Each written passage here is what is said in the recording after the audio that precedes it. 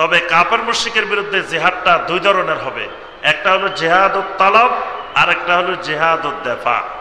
জিহাদুত তলব হবে যখন কোনো ইসলামী রাষ্ট্রের খলিফাতুল মুসলিমিন কোনো একটা অঞ্চলে দাওয়াত পরিচালনা করবেন, আর সেই দাওয়াতে বাধাগ্রস্ত হবে, কোনো সমস্যা তৈরি হবে, তখন সেই অঞ্চল বিজয়ী করার জন্য যখন খলিফাতুল মুসলিমিন আহ্বান জানাবেন, তখন সেখানে যে জিহাদটা হবে এটার নাম জিহাদুত তলব। আরেকটা জিহাদ হবে জিহাদুত দেফা। এটা হলো যখন কোনো মুসলিম অধ্যুষিত অঞ্চল কাফের মুশরিকরা আক্রমণ করে দখল করে ফেলে হঠাৎ করে, তখন ওই জনপদের অধিবাসীদের উপরে তার এই মুসলিম জনপদ মুসলিম এলাকা রক্ষা করার জন্য যে জিহাদ, এটা হলো জিহাদুত দেফা। আচ্ছা, 4 নম্বর আমার শত্রু হলো মুনাফিকিন। কাফের মুশরিক যেমন দুশমন, মুনাফিকও দুশমন। আল্লাহ পাক সূরা তাওবার 73 নম্বর আয়াতে বলছেন, ইয়া আইয়ুহান নাবিয়্যু জাহিদিল কুফারা ওয়াল মুনাফিকিনা ওয়াগলুজ আলাইহিম। কাফেরের বিরুদ্ধে যেমন জিহাদ বলছেন, মুনাফিকের বিরুদ্ধেও বলছেন। এখন দেখা গেছে মুনাফিক সমাজে সব সময় ছিল, এখনো আছে, কিয়ামত পর্যন্ত থাকবে। মুনাফিকরা তার কথার মাধ্যমে, কাজের মাধ্যমে দেখা যাবে বিভিন্ন ধরনের কুফরি কথা বলবে, বিভিন্ন ধরনের শিরিকি কথা বলবে। তো এই মুনাফিকদের থেকে যে কুফরি শিরিকি কথা প্রকাশ পাবে, এটাকে জবানের মাধ্যমে, লেখনির মাধ্যমে, তারপরে বিভিন্নভাবে এটাকে প্রতিহত করা মুনাফিকের বিরুদ্ধে জিহাদ। সর্বশেষ 5 নম্বর জিহাদ যেটা হবে, জিহাদু আহলিল বেদা ওয়াল মুনকারাত। সমাজে যারা বেদাতি, আহলুল বেদা সবসময় তার বেদাতকে ছড়ানোর জন্য সে বিভিন্ন কৌশল অবলম্বন করবে। এই যে আজকে রাত্রে শবে বরাতের নাম দিয়ে এটাকে ছড়ানোর জন্য যত রকমের কৌশল আছে। আর এখন সবচেয়ে বড় অস্ত্র পাইছে যে শেখ আলবানী রহমতুল্লাহ আলাইহি একটা হাদিসকে হাসান বলছেন, বাস এটা হলো সবচেয়ে বড় দলিল। শেখ আলবানী বলছেন শবে বরাত আছে। এখন শেখ আলবানী রাহমাহুল্লাহ যে হাদিসের ব্যাপারে বলছেন, সুনান ইবনে মাজার 1390 নম্বর হাদিস, তিনি বলছেন এই হাদিস দঈফ। আরো এই একই হাদিস 8-9টা সনদে আসার কারণে, অনেকগুলো সনদে আসার কারণে এটার দুর্বলতাটা একটু কমে গেছে। এটা সর্বোচ্চ হাসান পর্যন্ত গেছে।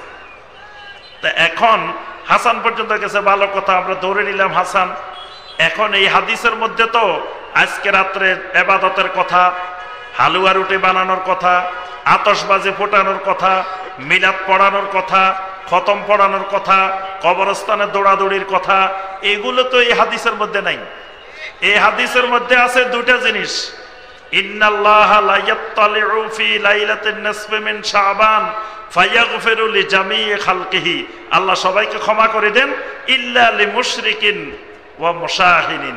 মুশরিক আর হিংসুক, নিন্দুক, এদেরকে আল্লাহ ক্ষমা করেন না। তো বাস, তুমি যদি মনে করো যে হাদিস এটা আমল করিবা, তা আমল করলে 2টা কাজ করো, একটা হলো শিরিক মুক্ত হয়ে যাও, আর একটা হলো হিংসা মুক্ত হয়ে যাও। এই তো শবে বরাত পালন হয়ে গেছে। যদি আলবানীর রাহিমাহুল্লাহর কথা অনুযায়ী তুমি শবে বরাত পালন করতে চাও, তো 2টা কাজ করলে তো হয়ে গেছে, শিরিক মুক্ত হও, আর একটা হলো কি, হিংসা মুক্ত হয়ে যাও। কিন্তু দেখা গেছে ওই হাদিসের দোহাই দিয়ে এবার যত রকমের জাল হাদিস, যত রকমের বেদাত আছে সব আনা হয়েছে। তো যে কথাটা আমরা বলছিলাম, আহলুল বেদা চেষ্টা করবে তার বেদাতটাকে সমাজে প্রসারিত করার জন্য। যারা মুনকারাত, আহলুল মুনকারাত, বিভিন্ন ধরনের অপরাধী, যারা সমাজে অশ্লীলতা ছড়ায়, সমাজে খারাপ কাজ ছড়ায়, এরা যত প্রচেষ্টা চালাবে এগুলোর বিরুদ্ধেও জিহাদ করতে হবে। এগুলোর বিরুদ্ধে জিহাদ কেমনে? এগুলোর বিরুদ্ধে জিহাদ, মান রাআ মিনকুম মুনকারান ফালিয়ুগাইয়িরহু বিয়াদিহি ফাইল্লাম ইয়াস্তাতি ফাবিলিসানিহি ফাইল্লাম ইয়াস্তাতি ফাবিকলবিহি ওয়া যালিকা আদাফুল ঈমান। এইভাবে এদের বিরুদ্ধে দলিল প্রমাণের ভিত্তিতে, ইলমের ভিত্তিতে আহলুল বেদার বিরুদ্ধে জিহাদ পরিচালনা করতে হবে। তো সম্মানিত ভাই বোনেরা, সর্বোপরি আমাদেরকে জেহাদকে সঠিকভাবে অনুধাবন করে সত্যিকারের কোরআন সুন্নাহর দৃষ্টিতে যে জেহাদ, সেই জেহাদ আমাদেরকে করতে হবে।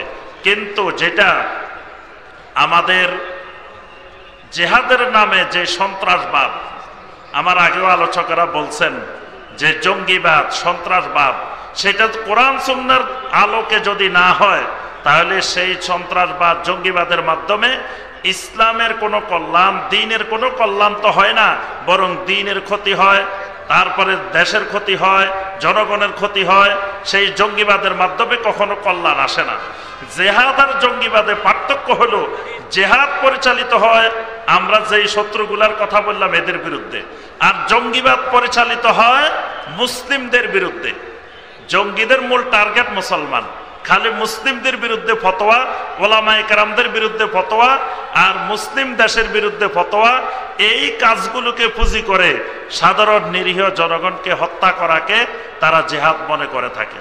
তো এর মাধ্যমে ইসলামের কোনো কল্যাণ নাই, দ্বীনের কোনো কল্যাণ নাই, বরং সর্বোপরি ব্যাপকভাবে ইসলাম, দ্বীন, দেশ, সমাজ ক্ষতিগ্রস্ত হয়। এই জন্য জেহাদকে আমরা সালাত যেমন শিখবো ওলামায়ে কেরাম থেকে, হজ শিখবো ওলামায়ে কেরাম থেকে, ওযু শিখবো ওলামায়ে কেরাম থেকে, জেহাদও শিখবো ওলামায়ে কেরাম থেকে। এখন না সালাত শিখে, ওযু শিখে, গোসল শিখে ওলামায়ে কেরাম থেকে, জেহাদ শিখে ওই কোন গুহা থেকে বের হয়ে আসছে, ফেসবুকে বের হয়ে আসছে, নাম নাই, পরিচয় নাই, কিছু নাই, তার থেকে জিহাদ শিখে মনে হয় যে ওলামায়ে কেরাম সব শিখায়, সব জানে, জিহাদ জানে না। মানে অবস্থাটা এরকম। এই জন্য ওলামাদের থেকে আমাদেরকে জিহাদ শিখতে হবে। আল্লাহ রাব্বুল আলামিন আমাদের সবাইকে কবুল ও মঞ্জুর করে নিন। আল্লাহ পাক আমাদের এই তাবলিগি ইজতেমাকে কবুল ও মঞ্জুর করে দিন।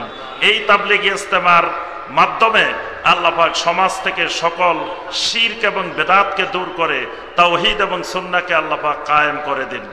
সম্মানিত ভাই ও বোনেরা, সিরাতুর রাসূল সাল্লাল্লাহু আলাইহি ওয়াসাল্লাম আমাদের সম্মানিত শায়েখের লেখা, আপনারা সবাই জানেন যে এই সিরাতুর রাসূল সাল্লাল্লাহু আলাইহি সাল্লাম, নবী সাল্লাল্লাহু আলাইহি সাল্লামের জীবনের উপরে বাংলা ভাষায় যতগুলো বই লেখা হয়েছে, তন্মধ্যে এই বইটা দলিলের ভিত্তিতে, ভাষার ভিত্তিতে, মানে একজন সাধারণ মানুষ আল্লাহ রাসূল সাল্লাল্লাহু আলাইহি সাল্লামের জীবনী জানার ক্ষেত্রে, বোঝার ক্ষেত্রে বিশুদ্ধ দলিলের ভিত্তিতে, এর মতো দ্বিতীয় বাংলা ভাষায় অন্য কোনো বই রচিত হয় নাই।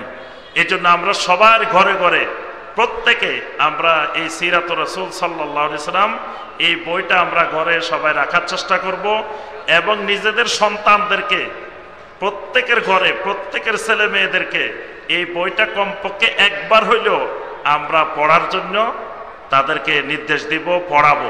কারণ সব জানে, রাসূলের জীবনী জানে না। কত উপন্যাস পড়ে, কত নাটক পড়ে, কিন্তু রাসূলের জীবনী পড়ে না, কিছুই জানে না রাসূলের জীবনী জিজ্ঞাসা করলে। এই কারণে রাসূলের জীবনী জানার জন্য এই বইটা অত্যন্ত সহায়ক। আল্লাহ পাক আমাদের সবাইকে কবুল করুন, আমিন ইয়া রাব্বাল আলামিন। আসসালামু আলাইকুম ওয়া রাহমাতুল্লাহি ওয়া বারাকাতুহু।